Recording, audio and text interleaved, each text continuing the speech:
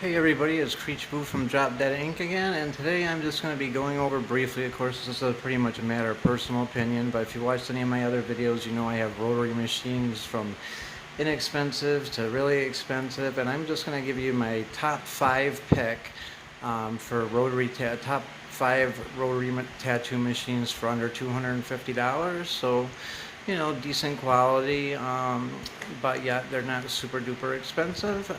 So I'm going to start with number 5.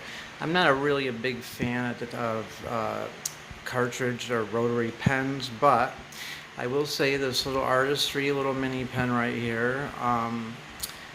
Actually really like it. It outperformed my Cheyenne. Of course, if you watch any of my other videos, you know I don't really have too much good to say about Cheyenne products, but this was, you know, like a tenth of the price probably of a Cheyenne, and it outlasted it, outperformed it. And one thing about this, as opposed to most cartridge pens or a lot of rotary machines in general, is it's adjustable. I don't know if you can kind of see those little 3 dots there.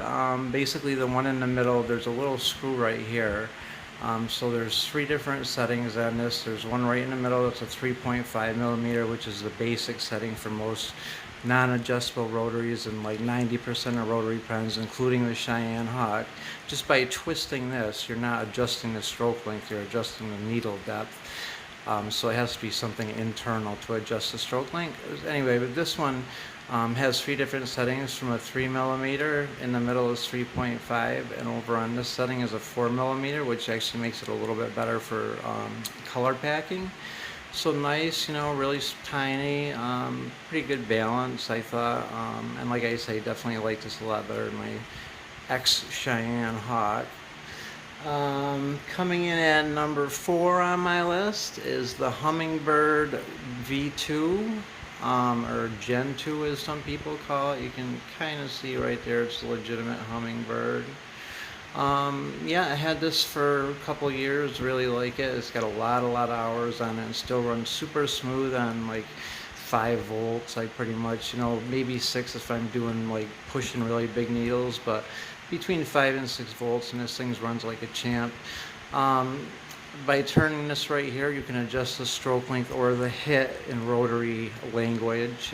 But basically when you turn this knob either clockwise or counterclockwise, it adjusts how far the needle travels back and forth. So in rotary terminology, they call it the hit, but in all actuality, it's the stroke length, basically like if you're adjusting a coil machine. You know, I put a little drop of oil on the bearing probably once every 6 months, and it's been running fine, got a lot of hours on it.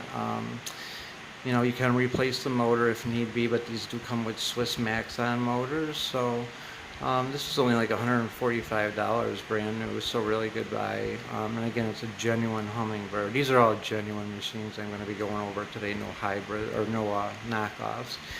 But yeah, of course, I got a brass needle bar tensioner. Some of them come with plastic, or for a little extra price, you can get them with a brass. But yeah, really nice little machine, super lightweight.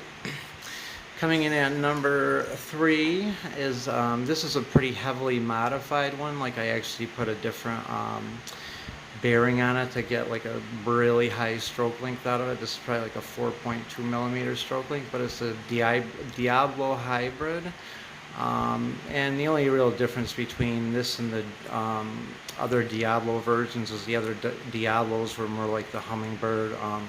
They didn't have a spring on it like this has a spring like you would use on a coil machine.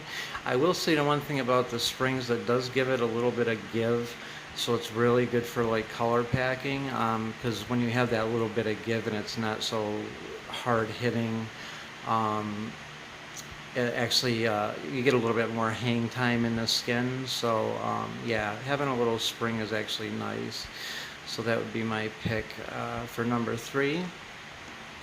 Number 2, and I also wasn't a big fan of cartridge machines in general, and especially these particular style ones until I actually got a couple. This is a rattlesnake cartridge machine. Most of the complaints I ever hear about these is the grip, but I don't know, I found it, you know, fine. Of course, you can just unscrew this to take the grip off, change them. This is all accessible, as unlike a lot of these style machines, when like the needle bar is actually like everything's covered down on this section, so you can like get in there and change the needle bar if you have to. This thing runs and will push anything on like 5 volts easy. Super, super lightweight, super well balanced, and super quiet. Like my spin brush, my toothbrush makes like 5 times more noise than this. Number one is kind of a tie with me, because I bought 2 of them from 2 different companies and they're both running great. This is a Stigma. It's a brass rotary machine, and I will say one thing about these: they're considerably heavier than any of the other rotaries that I've talked about, and most rotary machines in general. So they're a really good pick if you're kind of going from coil machines, getting into rotaries. Of course, they have the motor is on the same side that a frame would be on a coil machine, so there's really not a huge jump from going to something fairly heavy to something like super lightweight. Anyway, this is a Stigma, and it's got a 5.5 DC connection. It's basically the same thing. I do like the way that they did put these screws in on the side here for the rubber bands, and this is brass. And I also have basically the same thing, but this is a Dragon Hawk. What is that? X2, Extreme X2. Basically the same thing. Kind of the same setup. This is just a regular clip cord, a regular RCA cord connection. And this is plastic, so you really can't kind of crank down. I hear a lot of people talk about they strip out these tube vices, but if they're plastic, you don't really have to crank them.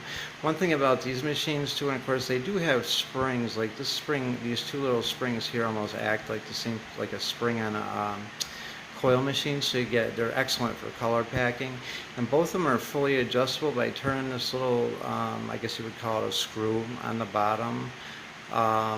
You can adjust these from, I don't know, I mean, pretty much anything under 3 millimeter is pointless to use for body tattooing.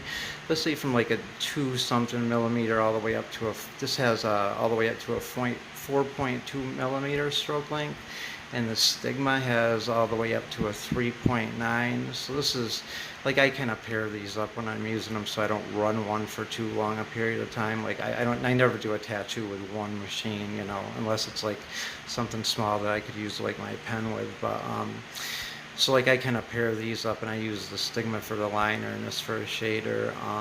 And again, all I do is put a little piece of, a little drop of 3-in-1 oil on these little bearings and on this, runs on about 6 volts fly. And I think most of the time when I hear people talking about burning out rotary machines, is they're having them spit ink or whatever. I think they're just running them on too high a voltage, which was kind of a big thing for me when I went from coil machines to rotaries, because I was so used to the noise of coil machines. And I shouldn't say went from to, because I still use my coil machines more than anything, but I noticed, and I always thought that they should be making more noise, so I would kind of crank up the voltage way too much, and they would spit ink, and obviously the motors are going to burn out fast if you crank them.